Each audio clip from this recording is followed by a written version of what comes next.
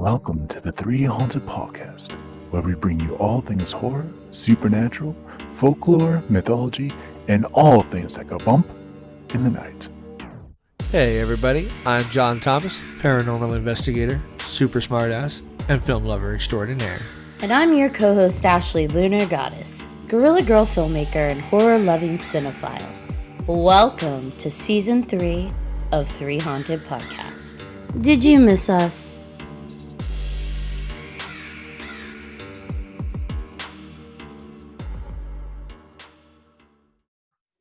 What's up, ghouls, gals, and all my horror cinephiles? In today's episode, we'll be diving into the world of requels and prequels. Is Hollywood out of original ideas? Are reboots the new thing, or should they get the boot? Join us, along with a new special guest and an awesome returning guest, as we wrap our heads around this hot topic. But first, a word from our network sponsor. Are you looking for more awesome podcasts? Head on over to withoutyourhead.com for access to the Without Your Head podcast network, where you'll find a variety of podcasts sure to keep you entertained and coming back for more. Yeah. Boom. I like it. Bring it back. All right, welcome back, everybody. Like Ashley said, we have a new guest and a returning guest. First, let's introduce our new guest, the ruggedly handsome sexual icon, James Lamond. It came from the 508 Productions. Hi, James. How you doing tonight? Oh, what's going on, guys? Really happy to be here. It's about time. Yeah. It's about time, Ashley. That's all I'm saying. Hush. I have been trying to say, hey, you want to come be on my podcast? You want to come do the podcast? You're just a very busy man. You're right. You're right. It is like 89% my fault. I completely agree. Well, James is an awesome film producer, writer, director, like everything. And he also has a wicked ass podcast. Thank you. Thank you. Sweet. We do what we can. We do what we can over at Culture Shock. Also on the Without Your Head Network. Yes. So There he you is go. also on Without Your Head Network like we are. Who Yes. else do we have with us this evening, John? We Thomas? have the returning, wonderful, amazing, sometimes a pain in my ass, Lila K. Hi team, I missed y'all. I don't have all of these like cool titles to follow up with. I'm just here for the vibes. Thanks for having me. Sometimes, though, that's the best thing, though, is just stripping down all the shit and just being like, I'm just here to talk. So Yeah, that's exactly what it is. I don't know if I'll have anything like useful to say, but I am here. So it's less pressure, though, I feel like, because if you get into the topic of films and people know that you are somehow like part of the film world, they Yeah. expect like, I don't even know, like Tarantino shit out of you, or they expect that you have like a PhD. Every time. Every time. yeah, I know nothing, but I'm here for Every it. time. Every time a movie comes up, even in casual conversation, like from my mom to like some random dude that I see meet at a con or something, and they're just like, what would you take on this movie? I'm just like, it was good. Like, why do I have to give you an analysis every time? Yeah, they want like a Why? full breakdown, and it's just Yeah. like, well, It's exhausting. what would you have done differently? It's like, I don't know, I just liked it. I just want to enjoy the fucking movie. And I get to do that. So here we are. And I feel like how you watch films differs. Like if you know you're going to review a film, you can't just sit back and watch it, enjoy it, immerse in it. Like cuz you have to be watching everything from a technical perspective, from a storyline perspective, from everything. So you actually don't enjoy it as much because you're in like a different hat mode. Whereas when you're just like, shit, I just want to watch some vampire flicks, and you put something on, it's way easier to enjoy and just have fun with it. So Yes, I completely agree. I try to shut my brain off when I watch movies as much as possible. just a good get call. lost in it. Yeah. Because people also think, they assume like your palette is some refined whatever. And I'm like, oh, hell no. I love campy films. I love D-rated, silly, over-the-top campy films, just like I do like terrifying, crazy, complex layers to the storyline films. I love them all. There is a place for everything. But yeah, so tonight we're talking about prequels and requels. I would love, because not a lot of people have heard that term unless they watched Scream 5 and got it like pounded into their head. what a requel is. Yes. So, what is a requel? For me, it's continuing the legacy of a series while not necessarily picking up the timeline directly after it. So like Halloween 2018, the new Candyman, that's what I think falls into the requel category. Like I call them legacy sequels myself, but that's what I think falls into the requel. Is like if you're continuing a story, but you're continuing it like 40 years in the future. I think that's a requel, in my opinion. Well, I think you can undo some of the timeline too, right? So, like with the Halloween one, didn't they undo a few of the movies? Twice. Yeah, to go back. There's like to 65 different timelines in Halloween. I don't know how to. They're like, hold the fuck up a minute. We can't kill Laurie Strode. Redo. That's what I mean. Like there's literally 4. There's 4 timelines for Halloween. 4. Yeah. That's bonkers. This is bonkers. I feel like that I've lost count for how many timelines Amityville has. Because they have requels and prequels and offquels, and I've lost count of the timelines that house has had. Well, thing about Amityville, and I'll try to make this point quick, but Amityville as a concept or this thing is not licensed, so they can make Amityville films out of literally anything, and nobody can come after you for whatever. So you can just stick the name Amityville in front of whatever you want, and it's fine because it's not a licensed property anymore. I think they legit just did that, and I think it's like Amityville in space or some weird shit like that. So like it went to space before freaking Freddy did. So Freddy never did, of course, but yeah.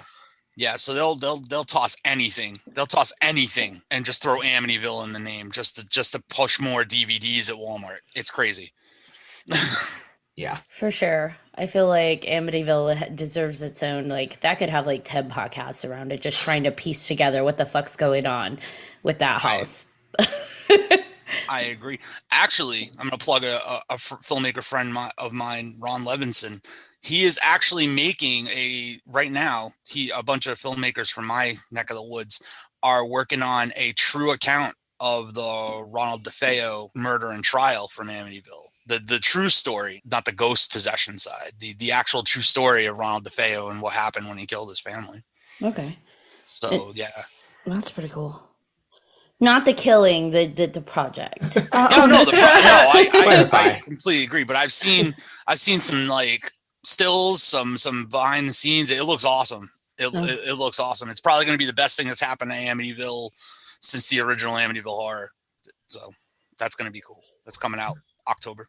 Ooh, that's exciting. You know what else is coming out in October? Halloween Ends. Oh yeah, there you go. I was waiting for it, like Halloween. I was like, I know. I was like, I know what she's talking about. I know she's gonna say it, but I like how John's like, this podcast comes out in October. This is true. Our podcast also premieres in October. Yeah, I was telling James before we were recording that I just got done watching Halloween Kills before we started recording. So, but I did back to back. So where some people, they watch each one when they first came out, I watched both of them back to back. So that continuation felt really real, right? It was all fresh in my head. And I have a lot to say about that movie, but I'm scared. I'm excited. So, because we're talking about requels, right? So we classify, right, Halloween, H2O and Beyond a requel. I would even say, I would say Halloween H2O was the first requel. Yep. Yeah. The proto requel. See, now you do sound like a film snob. No, I'm just kidding. I am kind of a film snob sometimes, but it's true. It's the precursor of all of the crazy things that we've seen people try to do by resurrecting these franchises years and years later. It was H2O was the first one to do it. For sure. Yeah. Now, my question to you guys is, how do you feel? Before I show my cards, how do you feel about did everybody watch Halloween 2018 and Halloween Kills, first of all? Well, I thought we were talking like, how do we feel about requels in general? Yeah, Okay. Yeah. We'll get there. Right. I enjoyed 2018. It was pretty good. They kind of upped it a little bit for me. And then Halloween Kills, and I don't know why. I can't explain it. It's one of my favorite ones, and I know some of you are going to disagree. But I Ashley's know face. Ashley's face. It was one of my. I don't know why, but it was one of my favorites. I had to watch it like 4 or 5 times in theaters, and I did. So yeah. I don't think I've seen like all of the Halloween movies. So my question is, and when we're talking about like changing storylines and adjusting, characters and stuff, she had a son. What happened to the son? Now there's a daughter. Did I miss something? Did I not the watch a son was movie? H2O, and that's a whole other That's thing. a whole other thing. That's No. where it ends. Different That's the Regal. third timeline. Yeah. That's Got the it, third got it. timeline. Yeah. See, and I figured That ended it with was Resurrection. Yeah. I figured it was something like that, but I was Yeah. like, I watched this movie. She had a son. Now there's a. It was the Flash. He went back in I- time and he fucked it all up, and yeah. So Yeah. I just, Now it's a girl. maybe my timelines were all messed up. Anyways, I'm good. Continue. That was my confusion. James. I loved Halloween 2018. I thought that, well, first of all, I gotta preface this by saying I hate most of the Halloween movies. Like, I love Halloween 1, 2, 3, the original 3. Yes, even Halloween 3, Season of the Witch, if it wasn't called Halloween, it's a fantastic movie. Don't care what anybody says. But I hate 4, 5, and 6. I cannot stand H2O and Resurrection. I hated Rob Zombie's remakes. I am not a huge Halloween fan. So I could say truthfully, like, them completely wiping all of that and creating a new timeline was like the perfect thing for me, because I was like, yes, get rid of all of that. It was God's great mistake and we're making it better. I like that. So 2018 was awesome. And I really liked Kills the first time I watched it, but on subsequent rewatches, I started to look at all of the gripes that people had with it. And I also kind of get why people complained. So it's like, I don't hate it, but it's good. It's all right. There's a lot of violence. I like that. It's not the best movie I've ever seen in my life. It's kind of in between, but I love 2018. Loved 2018. Ashley. So, first of all, fuck you. I love Rob Zombie's Halloween. You. As a Ed? fan fiction film, I don't think as a continuation I would consider it that realm. But I've seen better Halloween fan films. I And you know enjoyed how I it. feel about fan films. I know we had that podcast. I was on his podcast talking about fan films, and you know how I feel about fan films. But I actually loved what he did to put us into the mind of Michael, and I love when people can make you sympathize with a psychopath. So, and you actually kind of start rooting for them. I love when people get in my head and are able to do that. So that's why I appreciated Rob Zombies. Now, with that said, anybody that has watched the Halloween originals, 1, 2, even up through 6, there's a certain style to Michael. And even as you watch through the H2O and Resurrection and stuff, Michael still has a style. And Halloween 2018, Michael has a style. And so 2018, it worked for me. It definitely felt like they were trying to do a little bit of lip service to the current horror lovers by making it extra like gory, extra brutal, extra almost unrealistic with some of the kills. Like, dude, I don't think that person's head would implode that way. I think it takes a little more than that pressure to do that to a skull. But hey, whatever, let's roll with it. It's a horror movie. Let's play with it. Have fun with that. But when we get to Halloween Kills, I'm like, how old is Michael? He's what, 65? Maybe. I think he's about 65 because he was 6 when he killed his sister, and then we're forward in the future. But anyways, he's in his 60s. The dude is set in his killing ways, how he kills, why he kills, what he does to kill. He's almost just a machine. What's in his path, he kills it. That's just how he rolls. And in Halloween Kills, he deviated from Michael. He almost started to become a different slasher icon, because like the scene where he's in Laurie Strode's neighbor's house and the guy is on the counter, he starts taking knife by knife and putting it in his back. So it's like a little, spine of knives. And I'm like, really? When has Michael ever done that? He's a one-hit kill dude. He's gonna get you, and that's just what he's gonna do. And kind of like when he crushed the spoiler alert, he crushed the doctor's face, like just curb stomp him. It's like, that's what he does. He doesn't toy with victims. And once they're dead, they're dead. He moves on to the next. And multiple times in Halloween Kills, he was kind of playing with the victims, and it was overkill. That's funny. But that's not Michael's style. That never has been. So you're telling me like in his 60s, he's suddenly going to start having fun with his victims? And they even attributed it, like they're talking about, it was I think it was during the voiceover or something. They're like, he's got the mind of a 6-year-old and the, strength of a man and killing whatever of an animal. It's like, okay, well, that's how he's always been. And suddenly he's toying with victims. And it didn't make sense to me. And I started to feel, with the extra gore and the extra over-the-top kill scenes and his starting to deviate from his kill patterns after all these movies, it was like, maybe you should have done that with 2018 if we were going to deviate. Because with these two supposed to go together, it felt disjointed. And maybe I noticed it especially because I watched them back to back. But it was like, hold on, we have two different tones here. Which one... 2018 feels more like the Michael we know. The Halloween Kills feels more like a revamp of what they want to reimagine Michael to be, in which case those shouldn't be continuations. They should be like a different reboot. Timeline 5. Not another. I actually agree with you, Ashley. I do think there is like for being a direct sequel that's happening on the same night. Mm-hmm. There is kind of a disconnect in how Michael's acting between each movie, which I think it wouldn't be so weird if they weren't directly like right up against each other in the same night. If a couple of years had passed between them or whatever, like that might be one thing, but that might be one of the more disorienting things about the movie. Even though I did enjoy it, I can pick that out of it and say, that's a little odd. I agree. Yeah, and watching the second one, I almost felt like this applies to both. I'm not gonna lie. I was almost bored because I felt like the pacing wasn't slow. I didn't feel like there was a purpose. I feel like someone watched all the Halloween movies and they're like, okay, he tries to go and kill his sister. Check. Okay, 2 teenagers doing naughty things. Check. Okay, a bad babysitter. Check. And they're just like, checking. It's like, okay, we've seen those. Like, could you give us something a little different? Like, ooh, he got the mechanic. Check. Okay. Like, he got the doctor. Check. The obsessive doctor, by the way. And it's just like, all right, I'm getting bored. It may work for people who have not seen any of the previous ones. It may work as like reboot, standalone. That's all they're going to watch from this point forward. But for anybody who's watched it before, like the older ones, it's just like, oh God, how many times are we going to see this?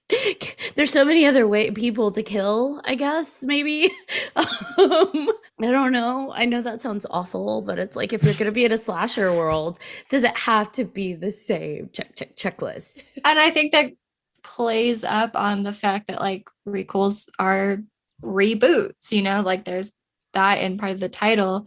And Ashley, like you're saying, like some people are only going to watch from here on out and not go back. Like these are things that I wouldn't have realized about the two films, but because you've watched them consecutively, that also gives me some like perspective and kind of like what to look for, because I love gore. The bloodier the better, but also like you're saying, like if that's not someone's typical like pattern, if this is not typical Mike Myers characterization, like it's going to throw it off. But I think, like I said, this goes back into they are reboots. It's not a total continuation. It is timeline 5. For whichever one. Don't There's so hold many. your fingers up to me. Yeah. There's so many. It doesn't matter. It doesn't matter. It's yeah, it doesn't. But it does at the same time to those who have seen the original movies. I mean, I've only seen 1 or 2 of them. So I can't really speak on that, but it does matter to those who are diehard fans. I think even outside of the diehard fan, because here's the danger when you do a reboot. For anybody who does a reboot, when you reference source material from the original movies, people that enjoy what they're watching will go backwards. So they're like, who the fuck is Laurie Strode? Why is he going so hard for her? And they are, they had in Halloween Kills, everybody introduced themselves, all the kids and the nurse and the babysitter. Like, everybody is like, oh yeah, I survived that night. Oh yes, I survived that night. And I'm like, oh, you're all gonna die, aren't you? But like, they introduce themselves as being part of the original story, what happened that night, and people are curious by nature. So fans are, if they haven't seen the previous, so much is referenced in the reboot that it's like, oh, I gotta go back and watch the original.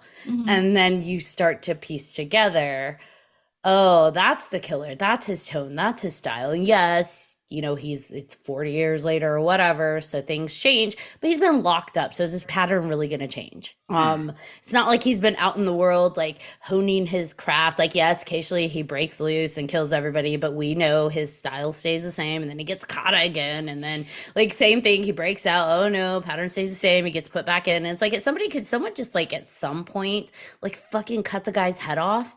Like, Well, She did did that. though. I was She like, did. she thought she slow. did. No, I'm talking about in the sanitarium. Like, let's Okay. just go old school guillotine style. We gotta make sure the motherfucker stays dead. But and for someone who he is allowed to live a lot after wreaking the havoc that he does. Let's just call that. Like, it's just, you know what? It's Oh true. darn, our guy got loose. Let's put him back in the sanitarium, okay? He won't get out again. Oh my gosh. But I think they go back.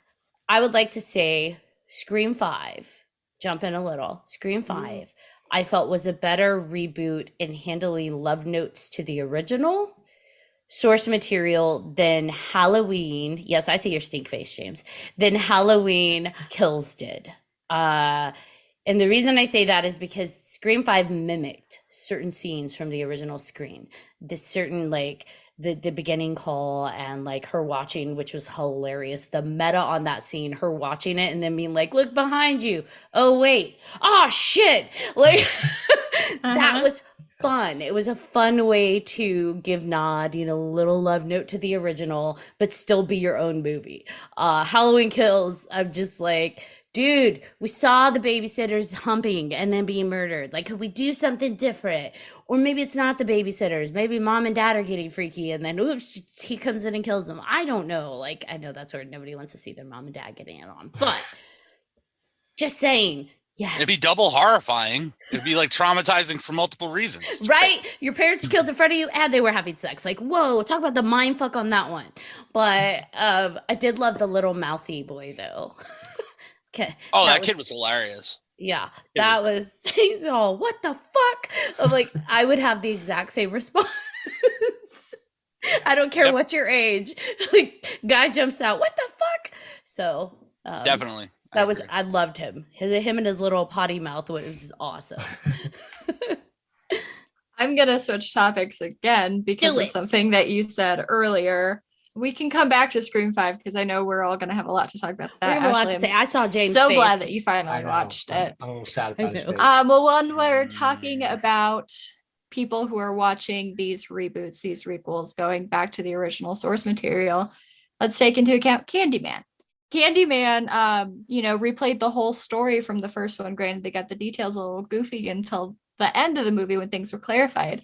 But if you hadn't seen the original, then I don't think that would have had as big of an impact as watching the requel, as watching the reboot. Considering that this movie, the main character is the son from the original. And so there's all of this story and all of these different elements that you have to take into consideration about this new film, where maybe people are going to go back to the original and watch that so they can have the appreciation for that film. I don't think that requels have as much of an impact if you haven't seen the original, just point blank. I don't think it means as much to the audience if they haven't seen the original source material. Well, I think one interesting thing about the Candyman requel is that it almost played on the urban legend feel of what Candyman's all about, in that the beginning recap and like the retelling of what happened to Heather Lyle and all that was not as accurate as the actual film. It was a little off. It was witness interpretation and then handed down year over year over year. And I really think that was Nia DaCosta, her direction. It was very deliberate. I think that was very much on purpose, that it wasn't exactly perfectly accurate. Oh yeah. And that there were actually like 5 more Candymen after Daniel Robital and all that. I thought that was pretty brilliant, actually. I definitely realized that was intentional, and the storytelling aspect getting passed down from generation. I realized that was intentional, but I thought that that's still an important thing to have. Absolutely. Is realizing that, hey, this isn't the actual correct story, but you wouldn't know that if you hadn't seen the original. Exactly. Which I thought was just really brilliant on Nia DaCosta's part. And can we all agree, for the fans who have watched the original, that having watched the original, the fans were almost like heartbroken that we didn't get as much Tony Todd? I understood the world they were building, and I liked it, actually. I like this concept that it could be anybody. Anybody can be the Helm, because it's this concept that you can become and then take that home. It doesn't matter who you are. People will see the same thing. You're a murderer, you're this, you're that. So they will generalize into, like, in this case, it was a Candyman. But with that said, man, Tony Todd brought something specific to that character that I think it doesn't matter who you are, it's hard to carry, because he's able to interlace something terrifying, but also something emotionally evocative because of the love story, the heartbreak behind his origins. But also there's like a sexiness. Like, there's a sexiness that he brings to it with the voice and the way he delivers things. And so, because that's how he seduces Helen, for goodness sake. Like, her song is very, like, it's haunting, but there's like a sensuality beneath it. So with the requel, I was a little sad we didn't have that kind of interlaced in, because that, I feel like that was a part of his lineage for the first two. But if you're going to requel it, you can reimagine it a little, especially with that far of a distance between the original and the requel. And so it worked. I liked it. I liked the shadow puppet things. I liked where they went with it, which is funny because I was doing a review on it and I was watching the movie, and halfway, like, I feel like the first half of the movie, I was like, I don't fucking like it. I'm like, I don't like this. I don't like what they're doing. And then somewhere around the middle point, I realized I was like, somehow they got me, and I was leaning into it, and I'm like, holy shit, I think I like it. I think this is actually kind of brilliant. All right, I'm here for it. But of course, they got my happy horror heart with the nod to Tony Todd at the end, and using his voice to end on, and his murderous, like, to end on. I'm like, oh, yes, I've never cheered so much. Like, I was literally in the theater, guys, leaning forward, like, not loudly, but like saying out loud, say his name, say his goddamn name, just say it. And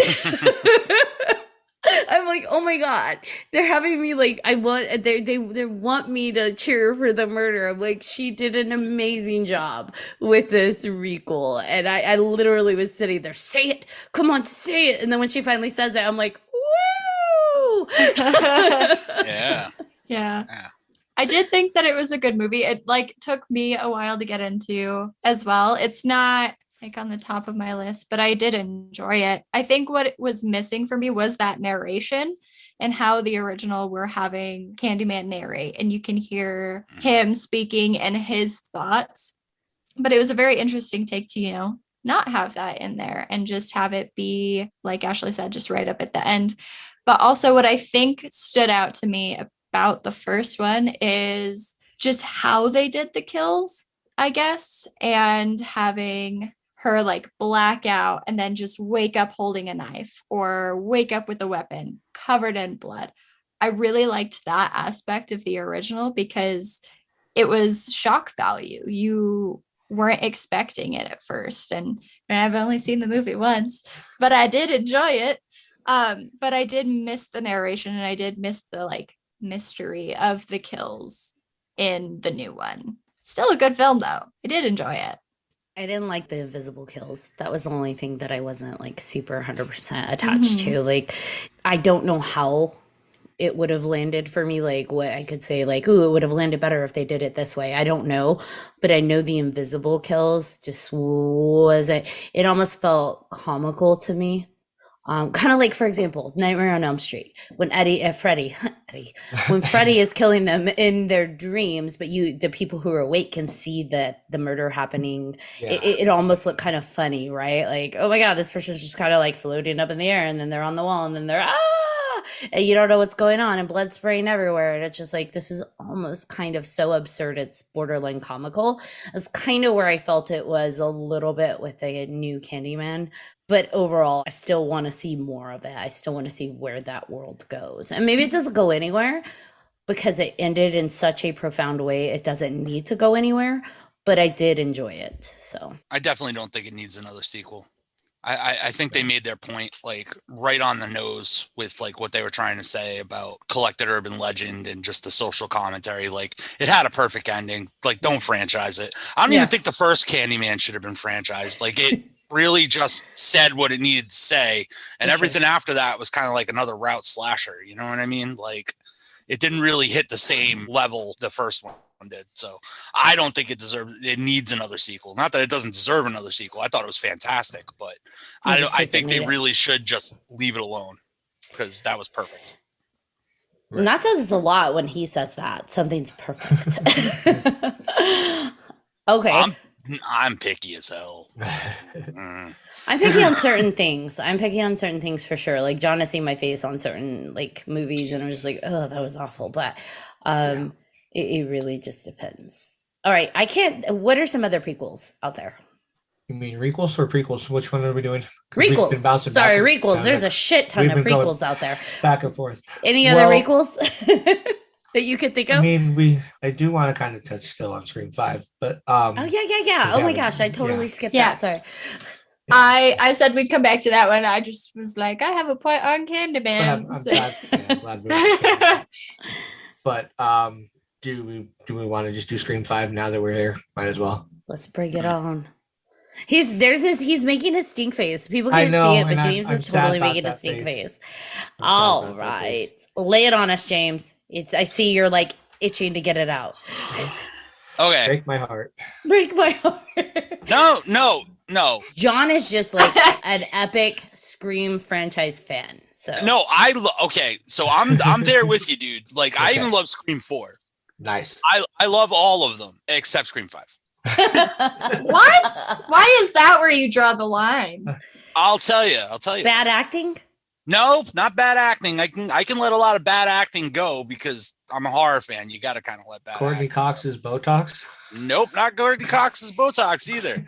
My biggest issues with the film were what Wes did and what Kevin Williamson did with the first trilogy and what they tried to, and what they pulled off. Not quite to the best degree in Scream 4.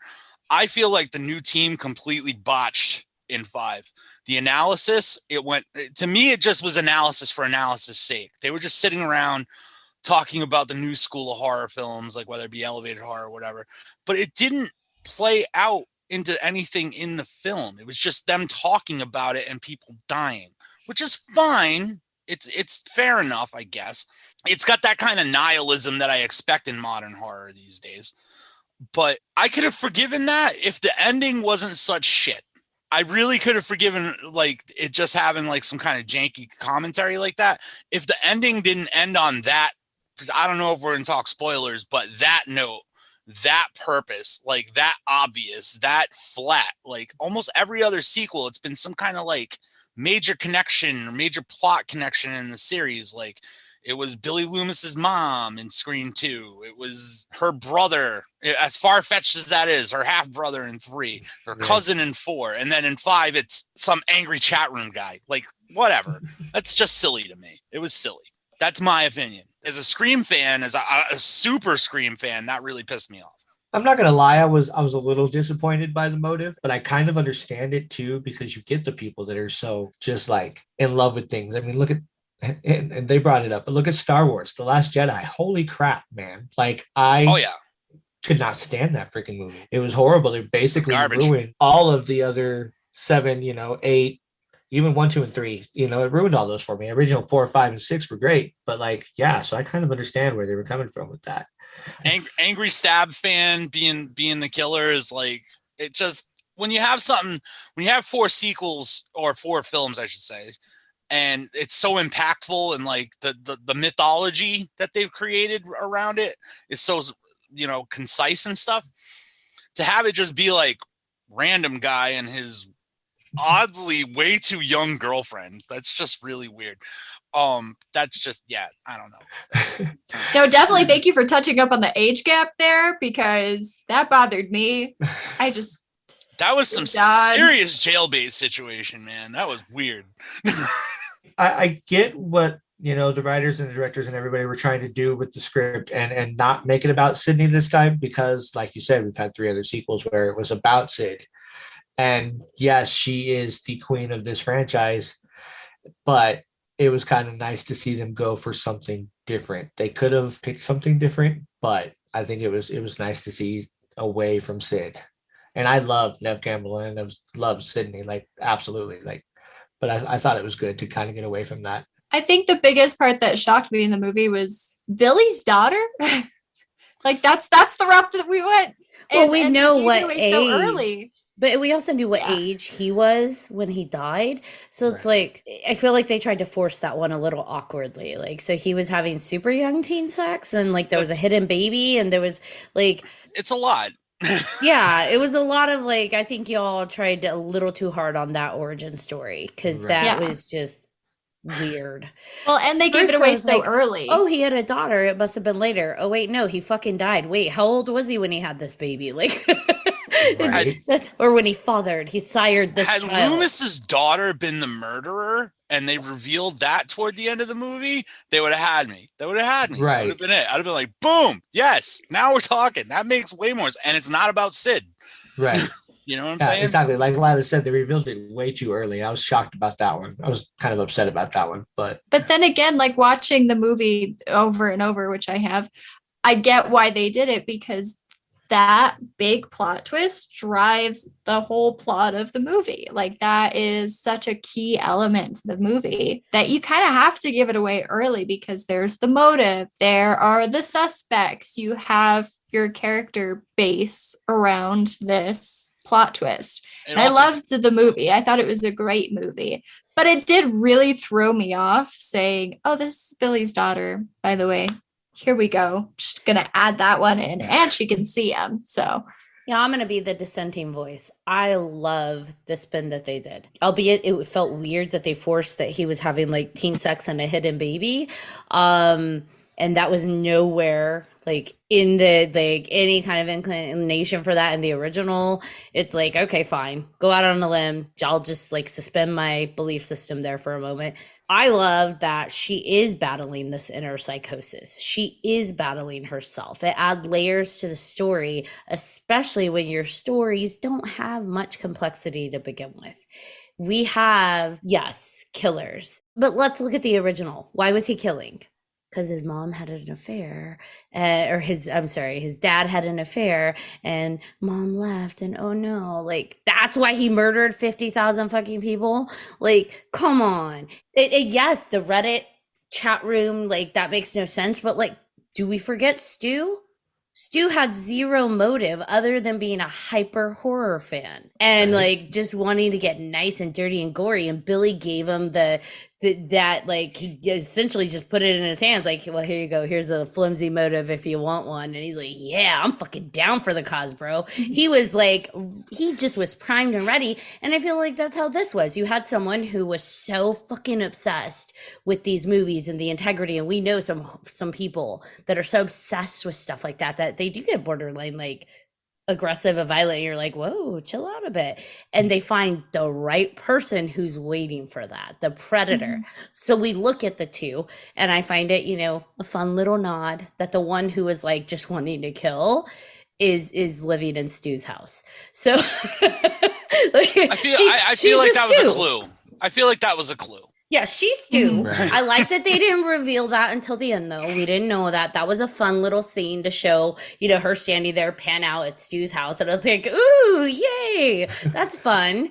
But I did like it. I did like I mean, we look at the Scream 2, 3, 4, like the excuses for murder are so fucking ridiculous. Like, well, your mom went to LA during her harlot days and had me, and I was like this illegitimate child that wasn't, and now I'm out to murder you and your friends. And it's like, what the fuck? But we're like, okay, let's roll with it. It's somehow connected to Sydney. So for me, like two fans that are hyper obsessed over movies and they don't like the integrity and now they want to bring it back by going to the source material and making it happen again, doesn't sound so far fetched. And so it's just like, all right, well, fuck it. You know, some illegitimate child who's never met any of these people wants to go on a rampage. It makes sense these two Reddit kids are doing it. And one of them is Billy Loomis's daughter's sister's best friend. All right, fuck it, let's roll with it. She lives in Stu's house. I'm here for it. Because none of them make sense in terms of motive. The only one who ever, I think, had a true emotionally fucked motive where he's got some kind of trauma and he's probably a psycho to begin with and that trauma set him off is Billy Loomis. Yeah. And then you see that his daughter also has this really awkward psychosis. And the fact that I like the interplay that he's like, you got to embrace your psycho. The one thing you were terrified about me, you got to embrace that to finish this off and protect yourself and your sister. And it's like, sweet, do it. Slice and dice, baby. But it's just, that's just me. Yeah. It was funny because when Ashley was watching it, she was actually texting me a bunch of stuff, and it was just hilarious. And I was reading those texts to Lila earlier. It was just like, it was hilarious. I enjoyed that you were enjoying it. It was great. I like the quippy one-liners. I like that. To me is fun because then a movie doesn't get so intense that it loses some of the lightness, because we know, like Scream 1, they had the little quips and it made it kind of fun. And I do want to say that yes, they went harder on the movie analysis diatribes in this one, but I feel like that happened in the first and second one too because of our lovely Randy. And love Randy and even Stu. They were so hard on like the breaking down the movies and the stuff. It's like, God, do teens actually talk like this? There's no way in hell. But it's like, man, like maybe back then, probably not. But now, have you ever been around a group of teenagers? They really do like sound way more pretentious than they should. I'm just like, dude, you can't even pay your own bills. Shut the fuck up. I'm just kidding. It's just right. You're not wrong though. I like that you said sorry. Like, who are you apologizing to? Because I don't know if some 60-year-olds listening to this, but it's like I have an 18-year-old nephew, a 19-year-old niece. You're not wrong. Yeah, they think they're smarter than us, and they think because they have a fucking dictionary and a thesaurus, like they sound like they know something about something, and it's like. I'd listen because, you know, I've got the kids. I've got like I'm around different groups. I take them to places and I'm just listening to conversations and I'm like, wow, you think you have it all figured out. So like, and then I kind of laughed at myself because I'm like, oh man, you're going to realize that you know nothing about like nothing. And that never changes. We go our whole lives like, I don't know shit about shit, but boy, I hope I can at least figure out how to enjoy the ride. I think that we're missing a very crucial point of discussion while talking about Scream 5. Bad acting. Dewey. Oh. No. Yeah. Well, I mean, we can get to that, but like when I tell you I was bawling my eyes out in this theater, I was sitting there, tears streaming down the face, and I could not move. I like wouldn't even wipe my tears. I was like snotty and just gross. It broke me. Yeah. It hurt me so bad. And I just had to sit there and weep and deal with it. Yeah. They did we were Dewey moving on. wrong. That's all I want to say. They did Dewey wrong. Like that one hurt as much as Randy did. Yeah. Both of them hurt me very badly. But I think they had to do it with Dewey and not somebody else because they knew it would hurt so much because he's such a beloved character, because he's been through a lot of shit. And to quote him, you know, when Sam and them go to ask for help, he's like, I've been stabbed 9 times. Do you think I want to go through this again? No, I don't want to do this fucking shit again. Like, Poor come on. Dewey. And then he does it again and he ends up fucking dying. I don't hate so much that they made the decision to kill Dewey. I think it's the manner and like how almost throwaway it felt in the film, that it was just like, oh yeah, we're killing him because it's gonna freak you all out. Like, I don't feel like it really hit a note that he deserved. He deserved better. Really, if he was gonna die, he should have gone out in a better way, in my opinion. He deserved a agree. hero's death. I mean, we all know at some point in Halloween, Laurie's gonna die, right? Like, that's just, Laurie's gonna die. They're not gonna keep her around. She's gonna age out. They're gonna kill Laurie in some way, and they're gonna give her a hero's death.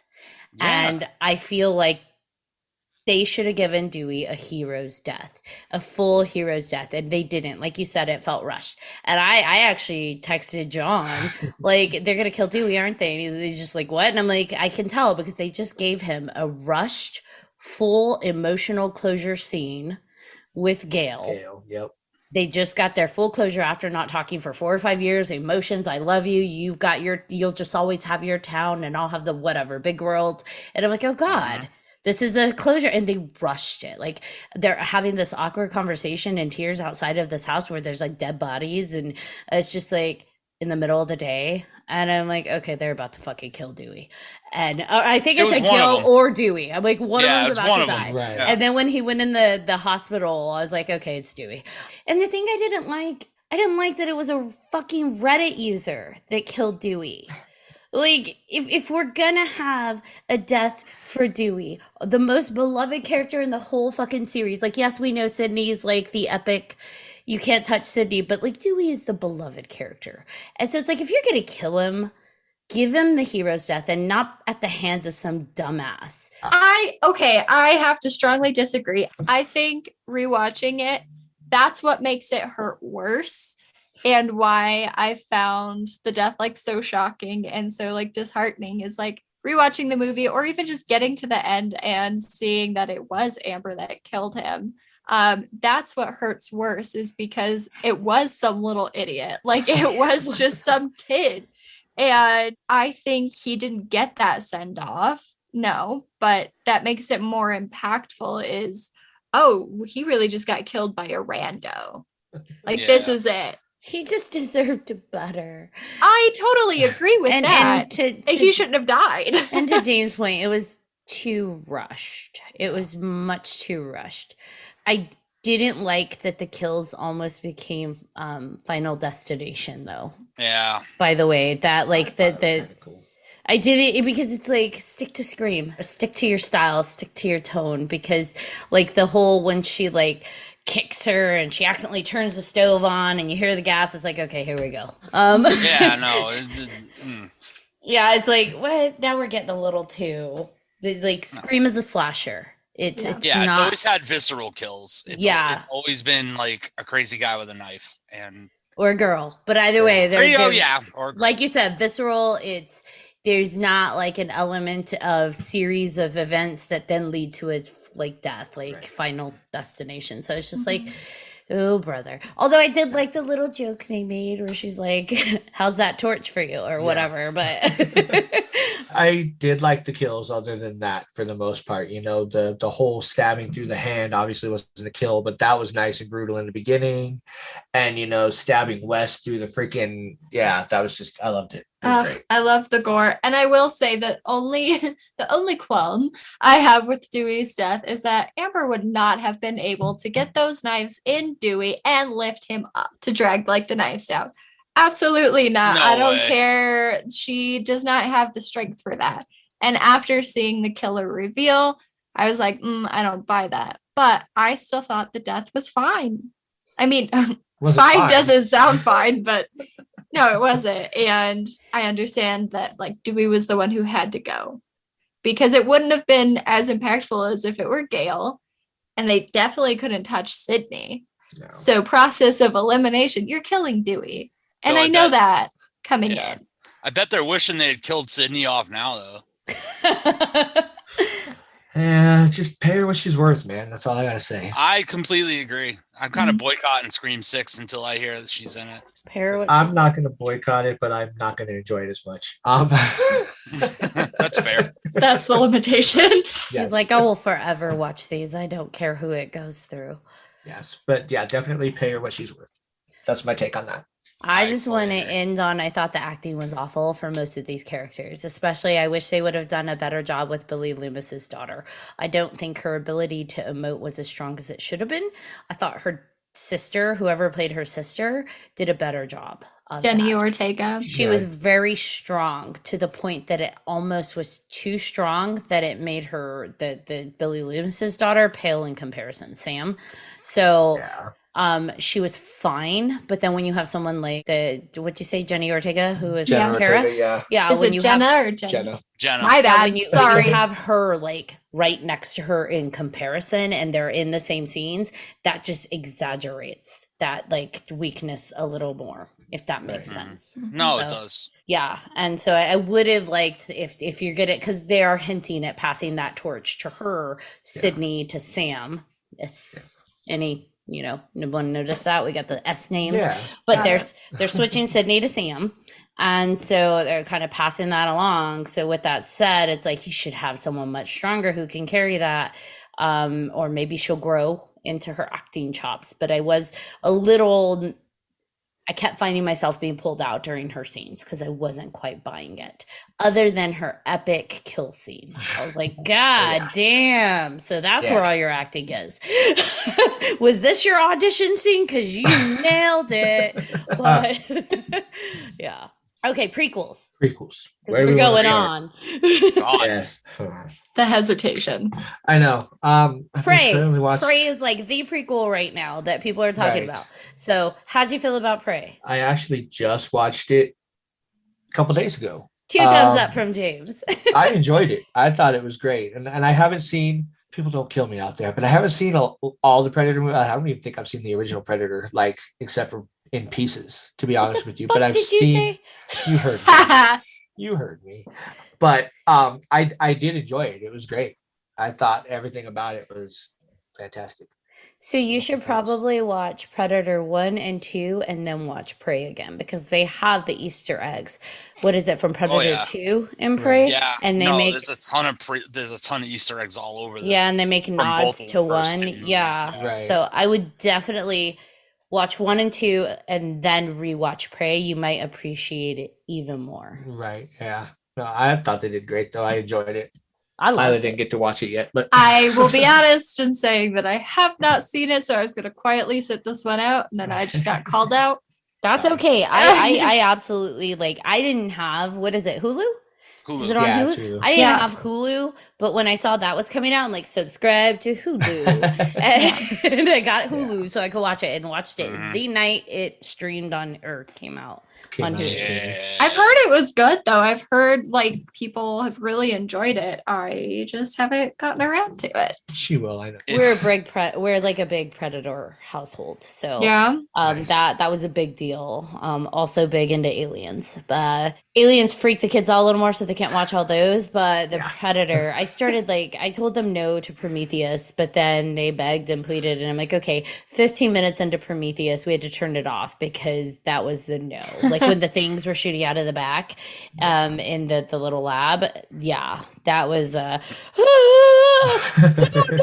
they're covering their eyes. I'm like, yeah, okay, yeah, you're still not ready for this stuff. So it's gonna be a mom watching Prometheus alone. And Prometheus is a prequel, right? It is. That's what I yeah. thought. Yeah, it is. I forgot all about that. Yeah, I liked it. Yeah, I thought forgot that all was about that. do you want to talk gory? That movie, oh, in a special kind of way too, because I think we get desensitized to the slasher stuff, right? But when you see aliens like spores like shooting out of erupting, like tearing someone's back apart, it's like, oh, okay, that's different. I'm not desensitized to that. No. Alien films in general have a very unique kind of gore to them. That's just super gross. Yeah. And it's just great. And I love all the Alien films, and I loved Prey. Yep. I thought Prey was the best Predator sequel out of all of them, hands down. My God, that movie was just so goddamn good. I don't even know how to even articulate it fully. How Right. much I loved that film. Because I have been a lifelong Predator fan myself. Yeah. And to see Amber Midthunder do what she did with that Yes. role and that whole film, and just like have her like, I think she could kick Dutch's ass. That's I really think do. so too. I'm fairly convinced she could beat the crap out of Arnold Schwarzenegger. Agreed. But God damn, that movie was so good. It's So good. beautiful. It's probably my favorite film of the year thus far. Wow. Yeah. I can So see what was it about the movie that puts it so high on that list? Like, explain the factors that like just shoved this movie straight up to number one. I don't want to say I'm like picky about my horror, but in my old age, I definitely know what I like and I know what I don't like. And just when I can watch a film and not at any point be taken out and say, that was not a good choice. That was not a good decision. I would not have done that myself. Anytime that I can watch a film all the way through and not say those words, because I am a filmmaker and unfortunately you have these constant trip ups just happening in your subconscious, I'm happy. Prey, I had not one moment in that film where I went, oh, I would have done that differently. I didn't. It just, from beginning to end, I was just 100% in it, entertained, and enjoyed every moment of it. And I don't know if it's just the concept of like pulling out the heavy machine guns and like all the modern technology we get in a Predator film usually for them to handle this thing. Like, I mean, for fuck's sake, in the first movie, you got Jesse Ventura mowing down an entire jungle with a minigun. Like, to take all that out and just have her coming at this thing with a bow and a tomahawk is like, Yeah. oh, because the Predator is just as intense and brutal and hardcore as any other Predator we've ever had. He just doesn't have the shoulder laser, but he doesn't need it. He doesn't need it. He's just an absolute beast. And to see that primal, just stripped down, just raw, visceral violence was just, it was great. It was great. It was what I've always hoped for in a Predator movie, because most of them, not so much. Right. Not so much. Well, I think it's special because it's able to make so many different storylines come together in a way that's harmonious. So you have your social commentary of the frontiers, the poachers coming in, they are invading and they're starting to invade. So you not only have them, but you have these fucking alien creatures, these predators coming from another world that are also going to be hunting you. And then you have this female lead who she is starting to come into her own as well, but she's trying to assert herself as something legitimate within her tribe as a hunter, which is already going to be, frowned upon because she's a girl. So you have all of these different elements that are out there, and each one could be a movie in itself, right? Like it's its own category of a movie, but these filmmakers and screenwriters, they were able to pull those together in a way that was finessed. It didn't feel like too many points to be made, too many contexts to try and put together. They did it with such a soft hand, but still with a profound impact that you could appreciate the level of, if you want to call it, feminism that was in there, the level of social commentary of invasion on, native lands, commentary in there, but then even something bigger. What happens when enemies have to work together because something bigger is hunting you? Like, so many things that came together, and it was beautiful. It was beautifully done. Like James was saying, I didn't look at anything technically and say, God, that was awful. It was a smart movie. They didn't go for the low-hanging fruit of, well, let me repeat these scenes and that, but still knew how to give little love nods to the original movies. With like the mud scene, you're like, okay, I know where this is going. And then it didn't go there. And it's like, oh, like they're playing your expectations against you as a viewer, but then they still utilize it later. And it's like, oh, I love it. You fuck with me. Yeah, man. Yeah, it was so smart. It was so smart like that. Like, there was so much in there for like a Predator fan that you think you're dissecting and you're like, yeah, I know that. No, you don't. Mm-hmm. No, you don't. You don't know what's going to happen. And I love that you don't know what's going to happen. But they also were able to utilize things like, for example, one scene, and it's not really a spoiler, but like the bear, when the bear and the predator are fighting, I'm like, holy fuck. Yeah. You don't realize how majestic and aggressive and powerful bears can be. And granted, it's a CGI bear, but you think about it and it's like, you know what? Bears are massive. Bears probably are like that. We hear about bear attacks, and it's like watching it just square off with the predator. It's like, wow. Who'd have thought I would be so like captivated by a bear fighting a CGI bear fighting a predator, but here we are, and it's amazing. Yeah, that was top 10 scenes of all time for me. Yeah. Oh my god. So awesome. I do think, speaking of like pretty movies, I do think that's one of the things I've noticed with Scream 5, what I've noticed with Halloween 2018 and Halloween Kills, and with Prey. The technical aspects of filming has gotten so elevated that they're pretty movies. And I love that, but there's a danger in that because I think, especially with like Halloween Kills, and this is my own opinion, Halloween Kills, I think they were so focused on the pretty, the aesthetics of the movie, they forgot about the story. And so I look at these scenes and I catch myself saying in my head, God, that was a fucking beautiful shot. Or like, wow, what a creative way to pan around and do that. Like, wow, oh my God, the coloring's gorgeous. And it's not because I'm being pretentious. It's because I've got nothing in the story to keep me reeled in that I'm starting to focus on other things. And that's a danger. Because then it just feels like one extended beautiful kill scene. Yeah, you don't want to start thinking about that like the first time you watch it. Maybe like the second or third time you can start enjoying all the other stuff about the film. Yep. But like you don't want to do that on the first watch for sure. Yeah, like the scene with the mob attacking him in the street, and then the scene with Tommy, like he and Yeah. Tommy just like that side face-to-face shot and it slowly pans. I was like, ooh, that's pretty. Yeah. Where are we in the story again? Like it was just not working for me story-wise. Ooh, but was shiny pretty. object. Yeah, pretty much. Like, oh God, I'm bored. But wow, that's pretty. I think, and this is when I'm going to put my filmmaker hat on a little bit. Yay! I think there's a lack of viscerality in horror films in the way that they're shot these days.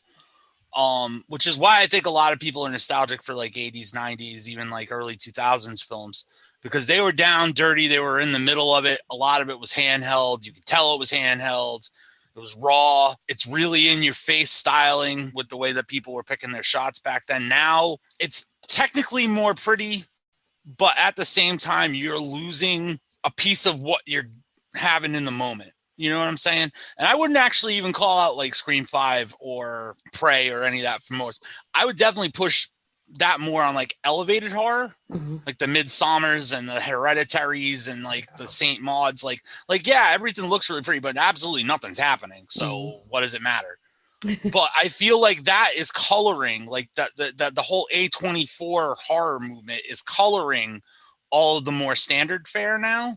So that they're all trying to keep up and stay pretty with the rest of them, but it's not working out quite that great because that's not what you're trying to be when you're making a Halloween movie or a Predator movie or a Scream movie. Like these films, like they've always been competent when it comes to cinematography. Like they've never been badly shot by any means, and they always have had some cool wide angles and stuff, but that's not what they're there for. You know what I mean? And like I agree with Ashley on this. It's a dangerous trend to follow, but I feel like this is 100% A24's fault. He's like, it's all your fault.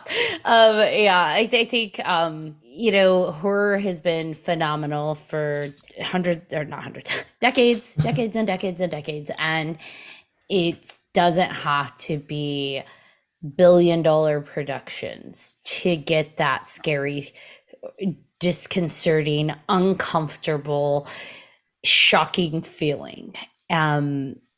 Yes, by all means, if your passion is to make a beautiful film and tell a terrifying story, do it.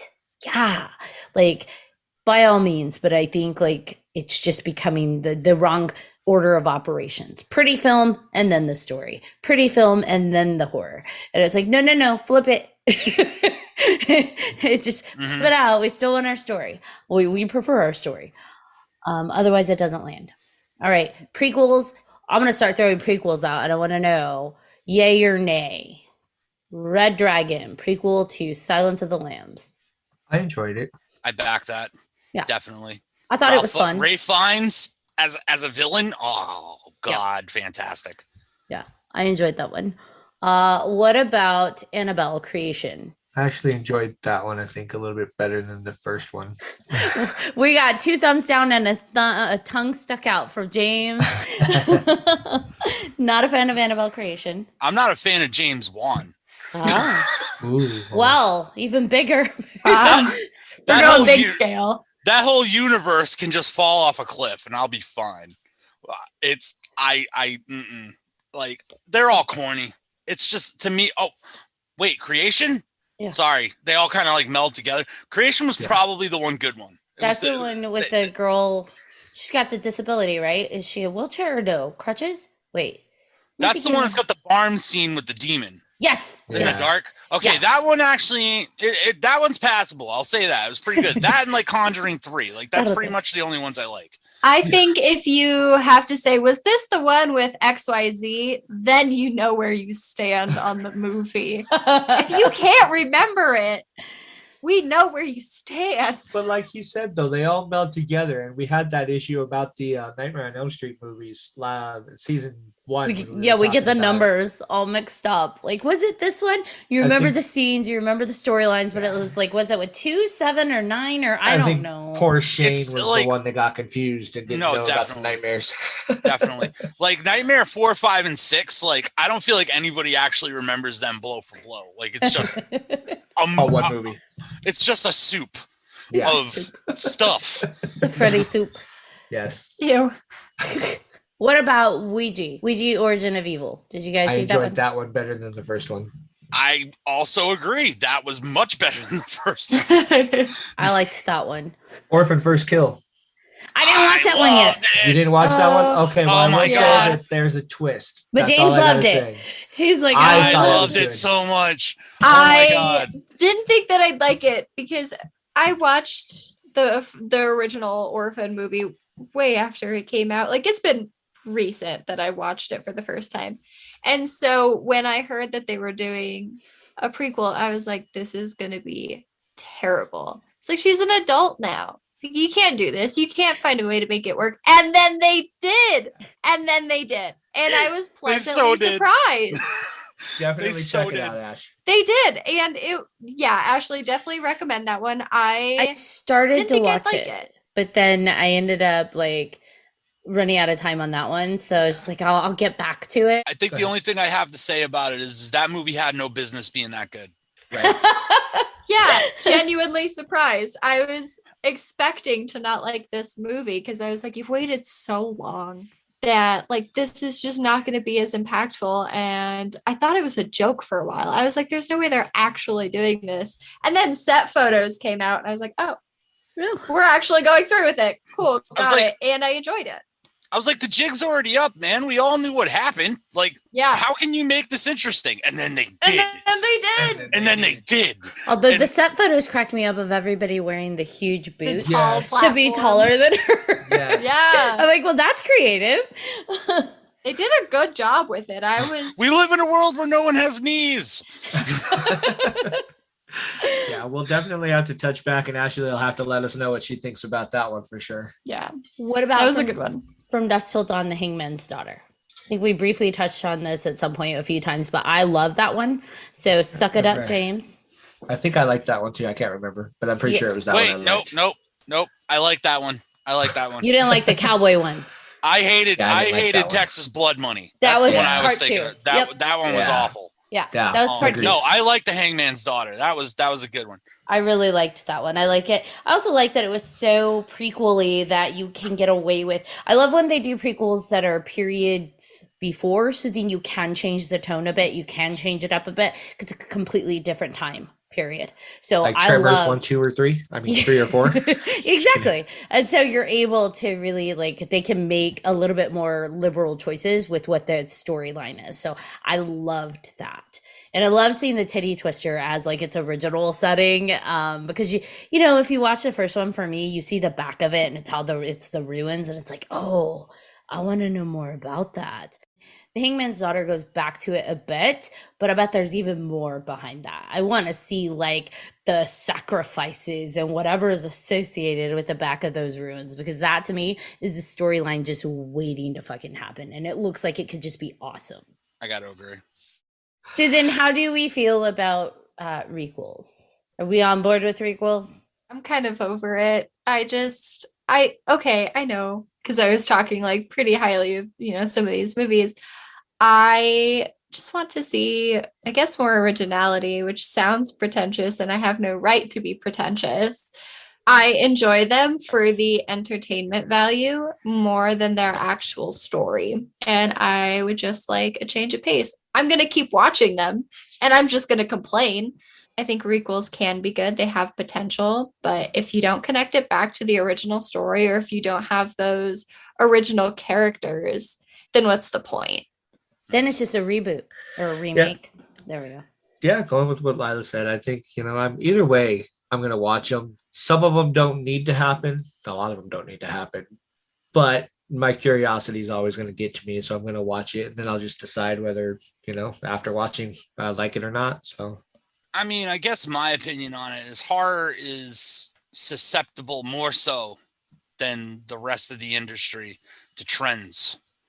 There was always the hot trend in horror, whether you go 10 years back and it was found footage, paranormal activity, go 10 years before that. I mean, the reboots and the remakes have always kind of been littered in there since the 1980s with The Thing and stuff like that. But there's always a running trend: slashers, exploitation, religious horror, like Satanic Panic. Like, there's trends that come in waves. I think personally, usually they have a shelf life of 10 years. I think requels are running out of their 10 years. I think we're seeing the end of this wave of requels. I don't think there's many more left.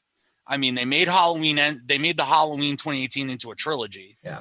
We got the last one coming out on that. There's rumors that they're doing some kind of requel with Friday the 13th right now. I'm indifferent at this point. My last thought is the TV shows that are carrying on the franchise of whatever it is. And I feel like I haven't seen any TV shows do justice. I almost consider them like reboots or requels. And I haven't seen one that has been successful. They're talking about doing one for The Lost Boys, and I'm not happy about that. No. We saw Resident Evil did not do well. Scream did not do well. Although I will say the first 2 seasons and that hour-long movie that they had between 2 and 3, fantastic. I loved those first 2 seasons. I still haven't really watched season 3, but those first 2 seasons were great. I enjoyed them. Yeah. From Dusk Till Dawn, the series. That was exactly. Ash versus the Evil Dead or whatever. That was okay. I loved Ash vs. Evil Dead, but that just felt like Evil Dead 4 to me because they had the same production team. Right. Yeah, I think that it's almost following a pattern. Like you said, James, it's like trending where it's like you get the movie, then you get the sequel, then you get the prequel, then you get the requel, then you get the TV series. And it's like some of these just need to be left alone because they were solid and beautiful and perfect in their own. They don't need the sequels and the requels and the prequels and the TV shows. Some of them were meant to be series, and some just were not. Like, I will forever stand on that platform of Lost Boys was never supposed to be a sequel. Or it was turned into one, and look how well that did. It was never supposed to stand outside of what it was. So to see it have the sequels, or the trilogy, I guess, that flopped, and then they're like, "Ooh, let's reboot it. No. Ooh, let's give it a TV series." I'm like, leave it the fuck alone. Yeah. Yeah.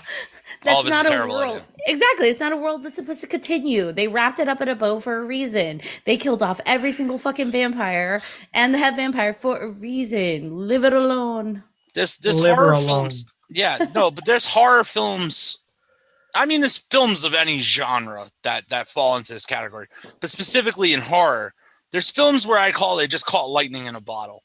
There was just a magic moment in time where you had the right cast with the right director, the right script, and they just made something so unique and different. Fright Night, Lost Boys, Jaws. Like, there's just films where you just can't. If you tried to do it again with the same exact people, it wouldn't have happened. All right, James. We appreciate you coming on to the show. You want Absolutely. to It give was a a lot of fun. shout out to any projects you're working on or anything you want to? Oh my God. You mean I make stuff? No. Yeah, I heard That's you've got insane. something really exciting coming down the pipeline. Yeah, no, we are about to embark on the always fun odyssey of crowdfunding for our first feature film, Abigail. It's a remake, which fits with what we're doing here. A remake of our short film, The Box. But no, I'm really excited. We took like 8 months to hash out the script. We really took our time to make sure that every inch of those 103 pages was just fantastic. And everybody's really happy. I got a great crew that we built so far. My cast is phenomenal. Like, for New England talent, it's just stacked as hell. It's just going to be awesome. Let them know what genre it is. It is Subgenre, sorry. Subgenre. It is, well, we are on a quest. We're on a quest to make vampires scary again.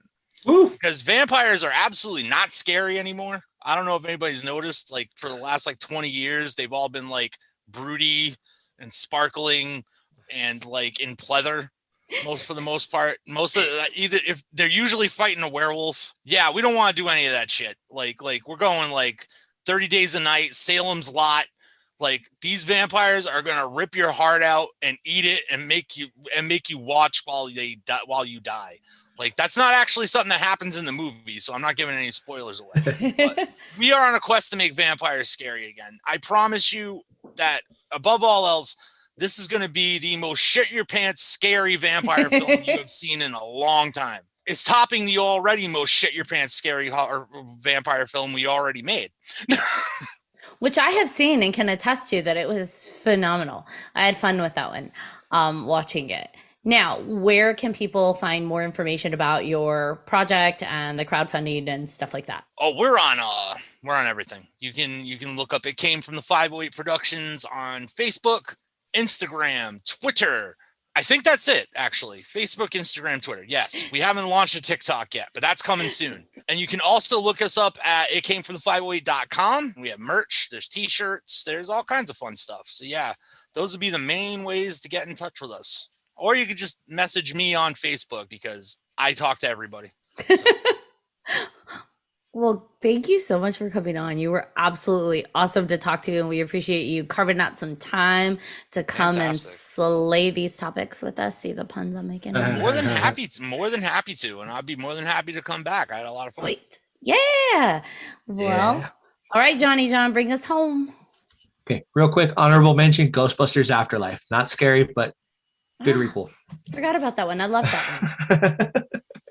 Didn't expect to cry, but hey, we did it. We did. All right. Thank you, everybody, for tuning into this episode of 300 Podcast with your host. I'm John Thomas. I am Ashley Lunar Goddess.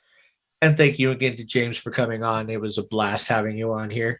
And if anybody has any questions, episode suggestions, or comments, please feel free to email us at 300podcast@gmail.com. And if you haven't done so already, please like, follow, and subscribe to all of our social media. You don't want to miss one crazy moment.